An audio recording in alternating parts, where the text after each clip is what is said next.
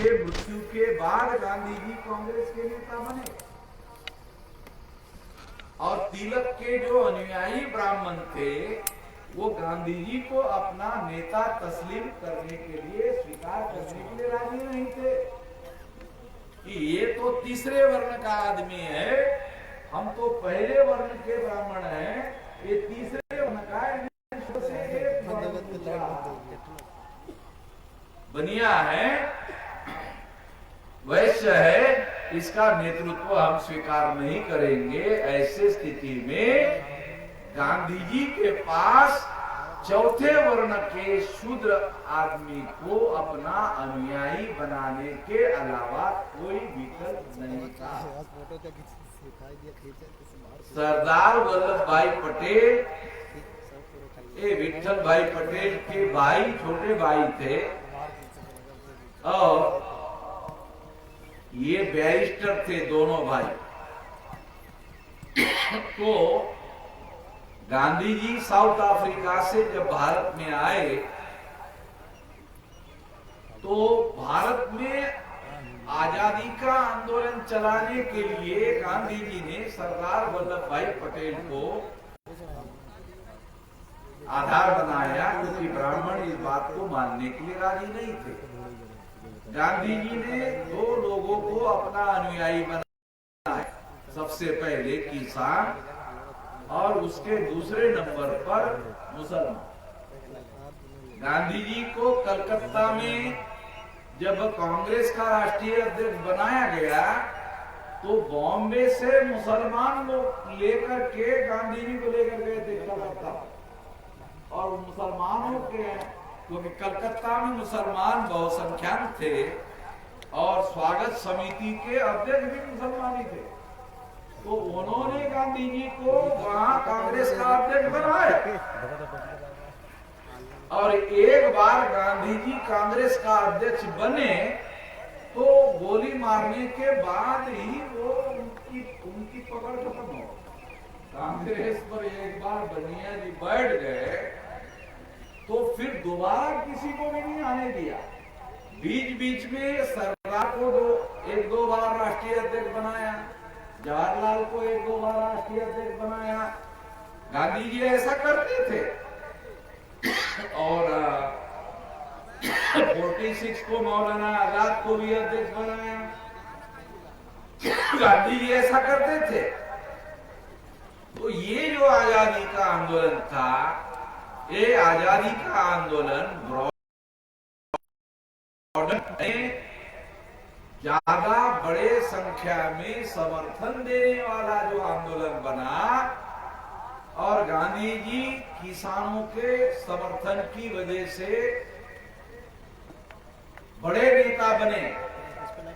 उसके लिए पहले नंबर पर जिम्मेदार सरदार वल्लभ भाई पटेल थे, जिनकी बदौलत गांधी जी कांग्रेस के नेता और बड़े नेता और जन नेता बने।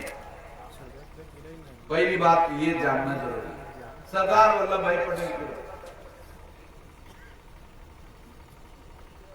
तो ये समझना बहुत जरूरी है, जिस सरदार वल्लभ भाई पटेल ने गांधी जी को कांग्रेस का जनप्रिय नेता बनाया, जब प्रधानमंत्री बनाने का मामला आया तो गांधी जी ने सरदार पटेल को प्रधानमंत्री बनने नहीं दिया, बल्कि अपने अथॉरिटी का उपयोग। जब मैं ओरिजिनली किसान हूं तो ये ग्रीन पगड़ी रखने की जरूरत क्या? ओरिजिनली होगा तो आप तो नकली वालों को ग्रीन पहना कर किसान बनाते हो, मैं तो ओरिजिनली हूं तो इसको रखने की जरूरत नहीं। पानी दे देना।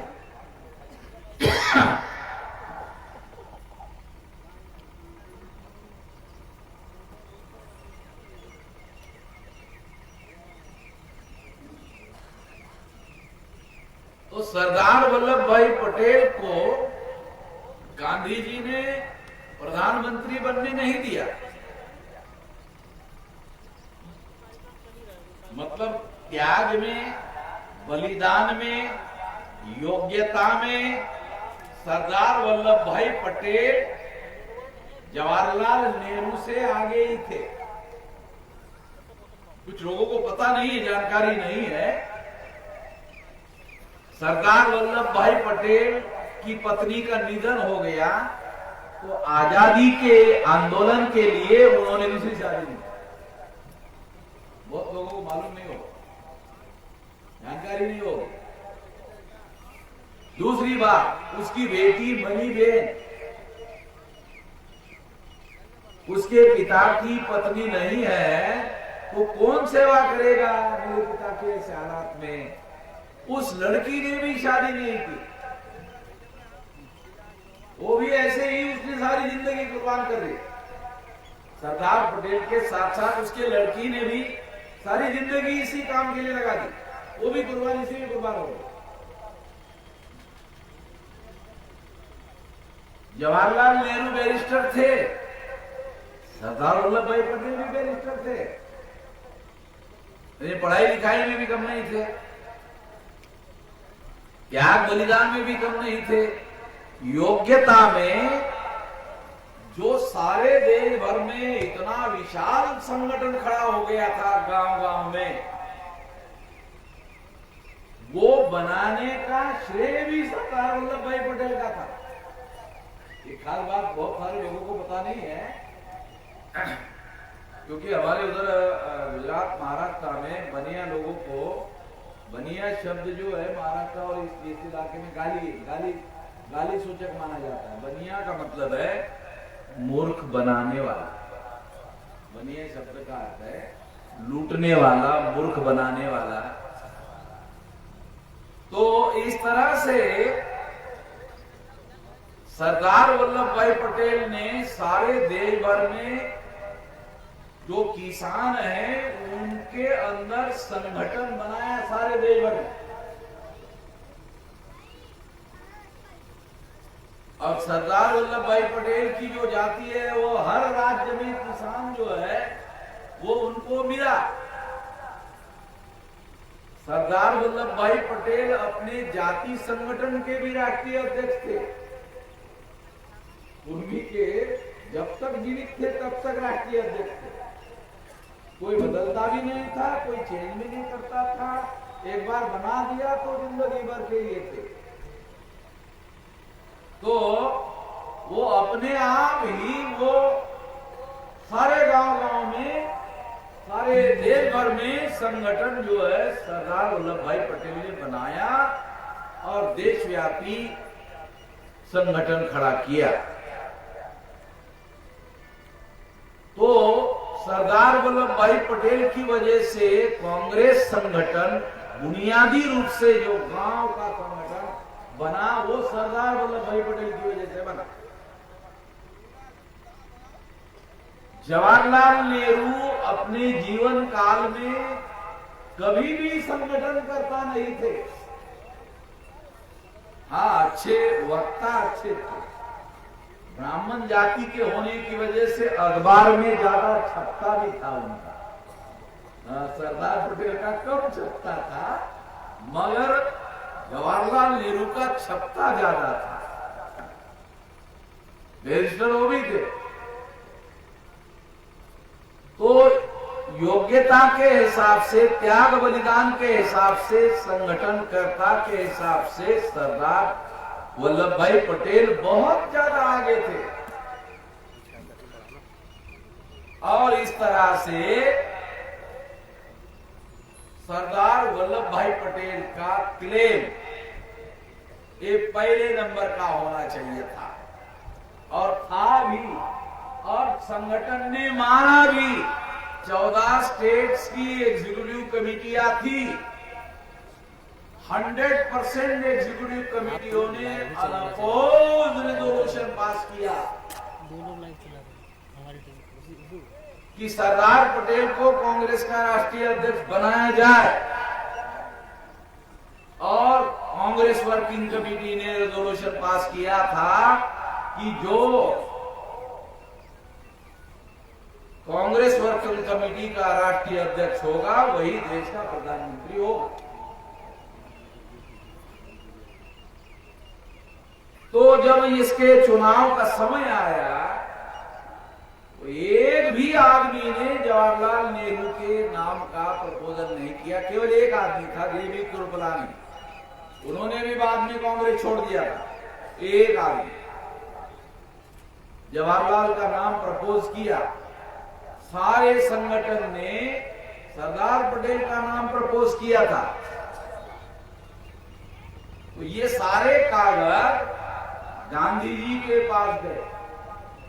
गांधी जी अध्यक्षता कर रहे थे कांग्रेस वर्किंग कमेटी की, और खास बात थी, वो भी किसी को पता नहीं है। वो क्या खास बात थी कि जब गांधी जी कांग्रेस पार्टी के वर्किंग कमेटी की अध्यक्षता कर रहे थे तो गांधी जी कांग्रेस पार्टी के सदस्य नहीं थे, अध्यक्षता कर रहे। 37 में जब कांग्रेस जब चुनाव भारत में पहली बार हुआ प्रोविंशियल गवर्नमेंट का 1935 के एक्ट के अनुसार, उसके बाद 36 में गांधी जी ने कांग्रेस पार्टी के प्राइमरी मेंबरशिप का इस्तीफा दे दिया। जब इस्तीफा दे दिया तो बहुत सारे बड़े नेता गांधी जी के पास गए, अरे आपने इस्तीफा दे दिया, फिर कांग्रेस कैसे चलेगी? गांधी जी ने नेताओं को कहा, हाँ ये बात सही है कि कांग्रेस कैसे चलेगी, तो समस्या है। उसका समाधान ये है, गांधी जी ने कहा कि जब बड़ा आंदोलन होगा तो कांग्रेस वर्किंग कमेटी में आप रिजोल्यूशन पास कर लेना एक लाइन का। कौन सा? आंदोलन करने के लिए गांधी जी को सर्वाधिकार दिया जाता है, आगे क्या करना मैं देखता रहूं। तो एक लाइन का रिजोल्यूशन पास करते हैं, ज्यादा लंबा रिजोल्यूशन नहीं होना चाहिए, एक लाइन।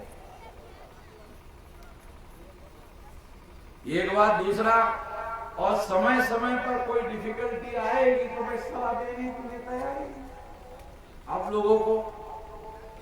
ऐसा गांधी ने बोलकर इस्तीफा दे दिया, मगर इस्तीफे का असली कारण नहीं बताया। मैं आपको बताता हूं असली कारण क्या है। 37 में प्रोविंशियल गवर्नमेंट का चुनाव होने वाला था और लोग गांधी जी के पास टिकट मांगने के लिए जाने वाले थे। सबसे बड़े नेता गांधी जी थे और बैकवर्ड क्लासेस के लोग सबसे ज्यादा गांधी जी को मानते थे। तो बैकवर्ड क्लासेस के लोगों को टिकट देना नहीं था और मानते थे गांधी जी को ही बैकवर्ड क्लासेस के लोग नेता। तो गांधी जी ने सोचा ये टिकट मांगने के लिए मेरे पास ही आएंगे, उन्होंने उसके पहले इस्तीफा दे दिया। जब लोग इस्तीफे के बाद उनके बाद टिकट मांगने के लिए गए तो गांधी जी ने उनको कहा, मैं तो कांग्रेस पार्टी का 54 का भी मेंबर नहीं, तो मैं आपको टिकट कैसे दे सकता हूं? तो लोग बोलते थे रिकमेंड करो, कहा रिकमेंडेशन का भी मेरे पास अधिकार नहीं है। एक शेड्यूल कास्ट का, भंगी जाति का ग्रेजुएट आदमी, अंग्रेजी बोलने वाला, बैकवर्ड कास्ट के अलावा गांधी जी के पास गया तो कहने लगा कि संविधान सभा का चुनाव हो रहा है, मैं अंग्रेजी बोलता हूं, लिखता हूं, तो संविधान सभा का सारा काम तो अंग्रेजी में चलेगा, तो मुझे टिकट दीजिए या रिकमेंड करिए। तो गांधी जी ने उसको कहा कि मैं तो 54 का मेंबर नहीं हूं, मैं आपको टिकट दे नहीं सकता, मैं रिकमेंडेशन कर नहीं सकता। हाँ, एक काम है जिसमें मैं आपकी मदद कर सकता। क्या? कि सफाई का काम बढ़िया तरीके से कैसे करना चाहिए, टॉयलेट कैसे साफ करना चाहिए, संडास कैसे साफ करना चाहिए, इसमें मैं आपको ट्रेनिंग दे सकता हूं, क्योंकि मैं खुद अपना टॉयलेट साफ करता हूं, तो मुझे मालूम है कैसे साफ करना। गांधी जी को कहा, गांधी जी मैं ग्रेजुएट हूं, आप मुझे सफाई का काम करने के लिए बोल रहे हैं। गांधी जी ने उसको कहा इसीलिए तो कह रहा हूं कि तुम पढ़े लिखे हो, अच्छी तरह से सफाई कर सकोगे, दूसरे तुम्हारे भाई को बढ़िया नहीं कर सकते। तुम संविधान सभा का मेंबर बनना चाहते हो, वो तो बिगड़े लोगों का काम है, वो छोड़ दो, ये अच्छा काम है, ईश्वरीय काम है, ईश्वर भी प्रसन्न होता है, इसमें मैं आपकी मदद करता। अरे गांधी जी के दिमाग में कितना कचरा बैठा हुआ था, गांधी जी के दिमाग में। हमारे तमाम बैकवर्डों को तब तो मालूम था ही नहीं, आज भी मालूम नहीं है।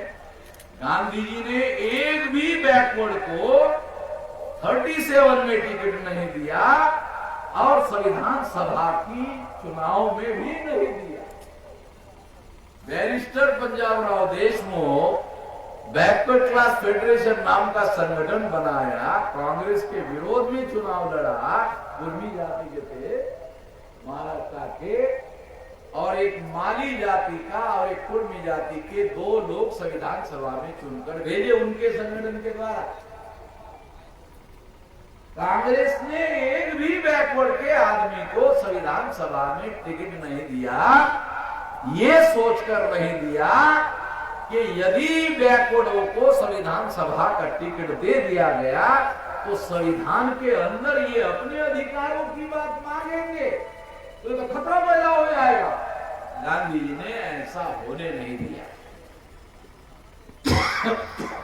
ये बात मैं आपको इस मौके पर इसलिए बता रहा हूं ताकि आपको पता चले कि गांधी जी इस बात को भली भांति जानते थे किसानों की समस्याएं क्या है। मगर आप सुनकर हैरान हो जाओगे, गांधी जी ने एक संगठन बनाया था अहमदाबाद में, मजदूर महाजन। तो महाजन यानी लूटने वाले लोग, मजदूरों को लूटने वाले लोग। तो गांधी जी का चमत्कार देखो, उन्होंने मजदूर और महाजन दोनों का इकट्ठा संगठन बनाया, दोनों का इकट्ठा होना चाहिए।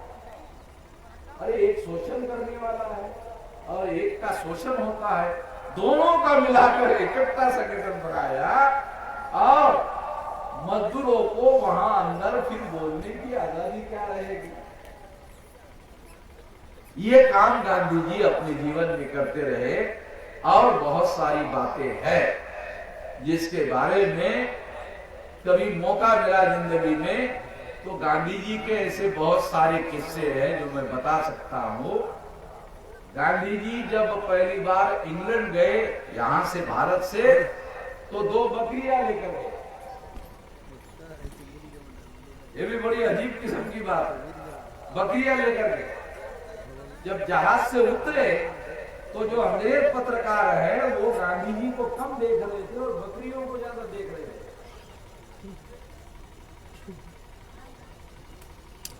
और गांधी जी पत्रकारों को बता रहे थे बकरियों के नाम क्या है। और गांधी जी ने ही उनको बताया कि मैं बकरियों को काजू और बादाम खिलाता हूं और बकरी का दूध पीता।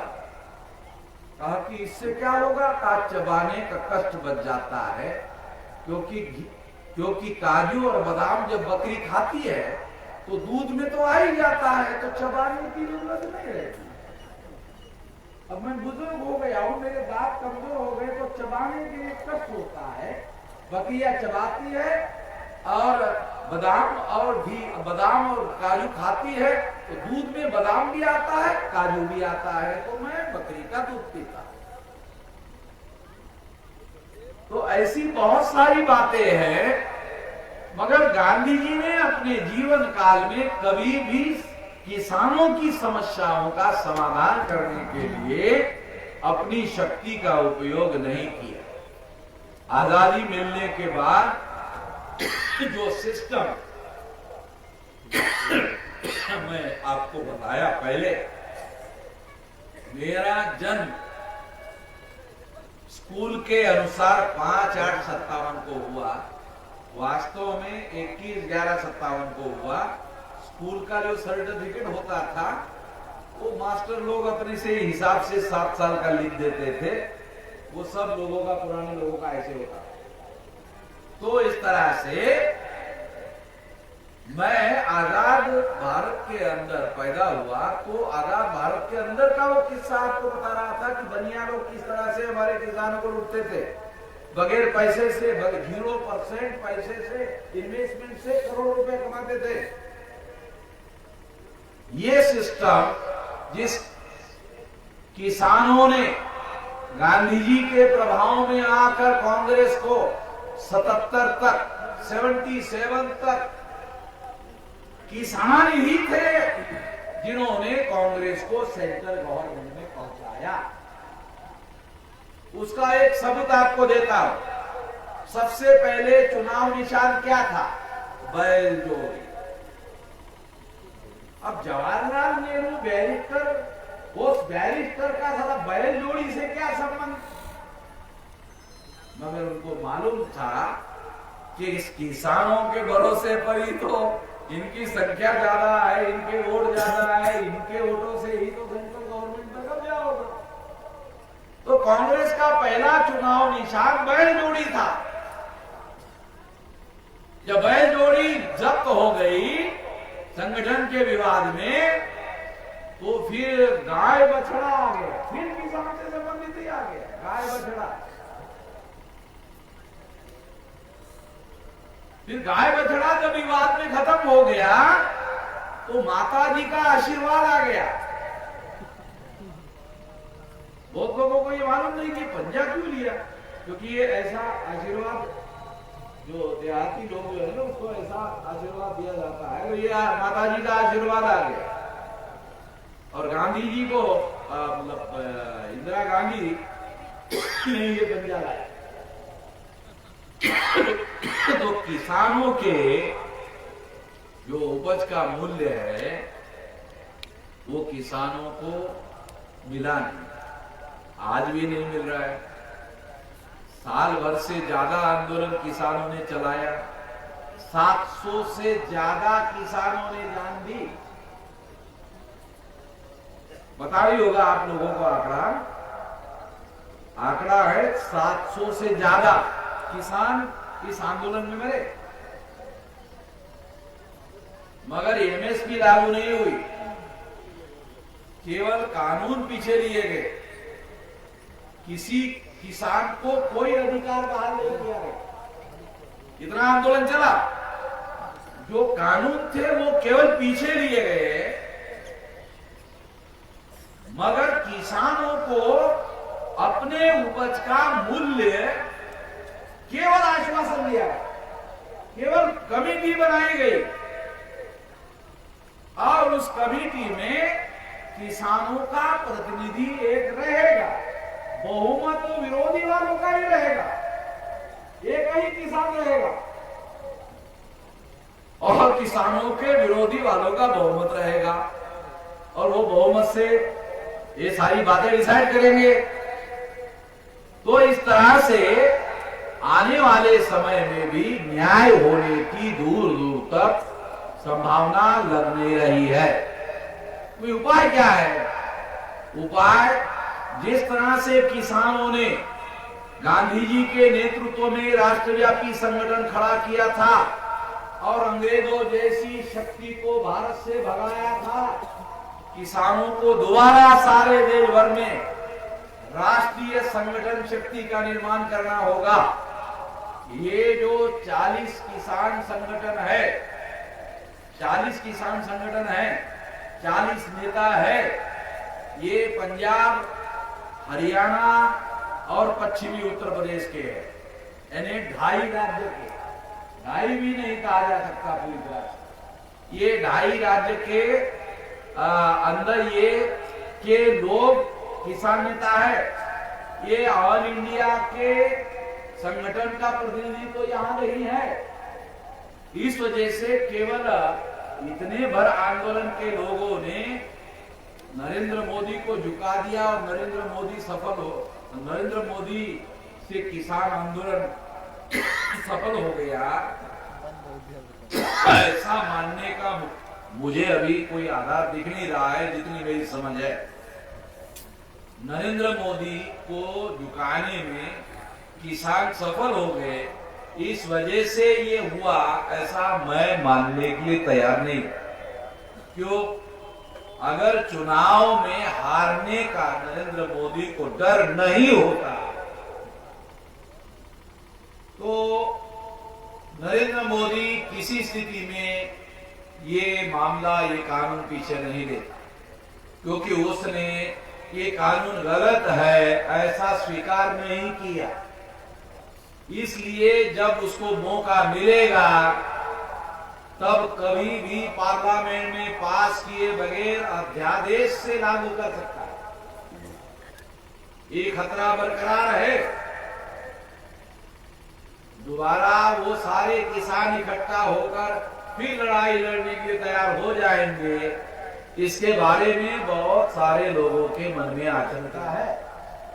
ये आशंका सही है, क्योंकि ये आंदोलन पंजाब, हरियाणा और पश्चिमी उत्तर प्रदेश के 2.5 राज्यों के किसानों का है, ये ऑल इंडिया का नहीं। मैं ऐसा मानता हूं कि 15 अगस्त 47 को आजादी मिली जरूर, मगर ये गोली मारने की आजादी है किसानों को और गोली खाने की आजादी है। ये है आजादी की आजादी। किसानों को गोली खानी पड़ रही है और जो सरकार चलाने वाले लोग हैं उनको गोली मारने का अधिकार मिल गया है। अंग्रेज की जगह ब्राह्मण आ गए हैं। विधायिका में ब्राह्मण का कब्जा हो गया, कार्यपालिका में ब्राह्मण का कब्जा हो गया, न्यायपालिका में ब्राह्मण का कब्जा हो गया, मीडिया में ब्राह्मण का कब्जा हो गया, सारे लोकतंत्र पर ब्राह्मण का कब्जा हो गया। और जो राज्यों के मुख्यमंत्री कई राज्यों में कुर्मी जाति के लोग बनाए गए, मगर वो सेंट्रल गवर्नमेंट की मर्जी पर चलते रहे और वो कभी किसानों की बातों को आगे बढ़ाने में कामयाब नहीं हुए। इसलिए राष्ट्रीय स्तर का किसानों का संगठन, किसानों को जो आजादी मिली नहीं उसके लिए बनाया जाना जरूरी है। और जब तक ये ऐसा संगठन नहीं बनेगा तब तक गोली किसानों को खानी होगी और किसान शहीद होते रहेंगे। आगामी समय में भी ऐसे होता रहेगा। हम लोग किसानों के साथ में हैं। किसान राष्ट्रीय स्तर का संगठन बनाने के लिए हमारे पास जो संगठन है 31 राज्यों में 567 जिलों में 4000 से ज्यादा तहसीलों में 22,000 से ज्यादा ब्लॉक में और 1.5 लाख से ज्यादा गांवों में ये संगठन फैला है। तो जहां जहां संगठन हमारा है वहां किसानों का संगठन बनाने के लिए मदद करेंगे। हर जगह पहले तो हमें रेलवे स्टेशन पर, बस स्टेशन पर जाके सो जाना पड़ता था, कोई पूछने वाला नहीं था जब हम लोग घूमते थे। अभी आप लोगों को अगर मेरा नाम लेकर किसी भारत के जिलों में जाओ, मेजराम साहब ने भेजा है, तो आपको रेलवे स्टेशन पर लेने के लिए आदमी आ जाए। आपके नाश्ते की, खाने की, रहने की, पीने की, यानी शुद्ध पेयजल पीने की व्यवस्था आपकी हो जाए तो आपको कोई दिक्कत नहीं होगी। और अगर आप कहोगे कि 2, 4, 5, 10, 15 किसान पहचान के है क्या, तो हाँ है, चलो मीटिंग भी करवा देंगे। तो इस तरह से ये काम हम आपका कर देंगे। तो ये इसलिए करेंगे क्योंकि हम ऐसा मानते हैं कि मजलूम और मजलूम भाई भाई होता है और मजलूम को भाई भाई बनना होगा, बनाना होगा और उसकी एकता, यूनिटी कायम करनी होगी।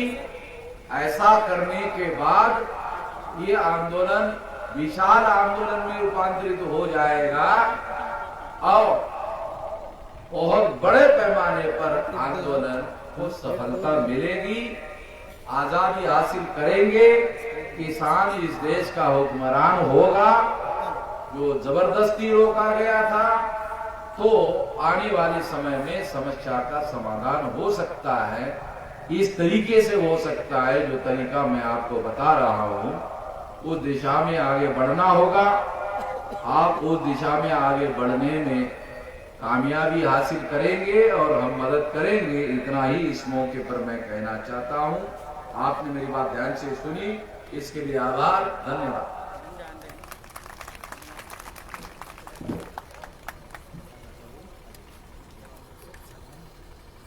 धन्यवाद साहब। साथियों, जो लोग जन आंदोलन निर्माण निधि भेंट करना चाहते हैं, उनमें माननीय मेवालाल चौहान जी, आप जल्दी आए और साहब को जन आंदोलन निर्माण निधि भेंट करें। माननीय उत्तम कुमार जी, माननीय शैलेश जी, माननीय रमेश जी, माननीय सुरेंद्र कुमार जी, आप जल्दी आए और साहब को जन आंदोलन निर्माण निधि भेंट करें। माननीय चंद्र प्रकाश जी, जल्दी जाइए, छोड़ दीजिए, आप छोड़ दीजिए। तो आप लोग जल्दी आए और साहब को जन आंदोलन निर्माण निधि जो लोग भेंट करना चाहते हैं वो तत्काल पहुंचे। जो साथी हैं, माननीय उत्तम कुमार जी, आप भी आए। माननीय रमेश जी, शैलेश जी, सुरेंद्र जी, आप आए। माननीय लालजी जायसवाल जी, माननीय लालजी जायसवाल, आप भी आए। माननीय चंद्र प्रकाश जी, फटाफट पहुंचिए। माननीय रंजना वर्मा एवं आयुष्मती अर्पिता वर्मा, जो राष्ट्रीय किसान मोर्चा के राष्ट्रीय अध्यक्ष की सुपुत्री और उनकी नातिन 1000 रुपए साहब को जन आंदोलन निर्माण निधि भेंट कर रहे हैं। और जो साथी है वो फटाफट आ जाए, जल्दी पहुंचे और साहब को जन आंदोलन निर्माण निधि भेंट करें।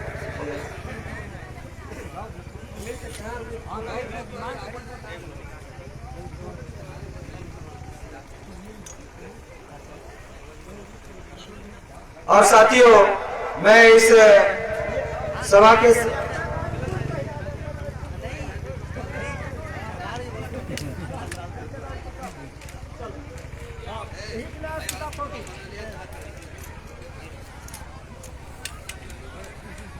साथियों, इस सभा के समापन की घोषणा एवं धन्यवाद ज्ञापन करने के लिए मैं माननीय सुग्रीव प्रसाद चौधरी को निवेदन करता हूं, जिला अध्यक्ष बस्ती को, राष्ट्रीय किसान मोर्चा।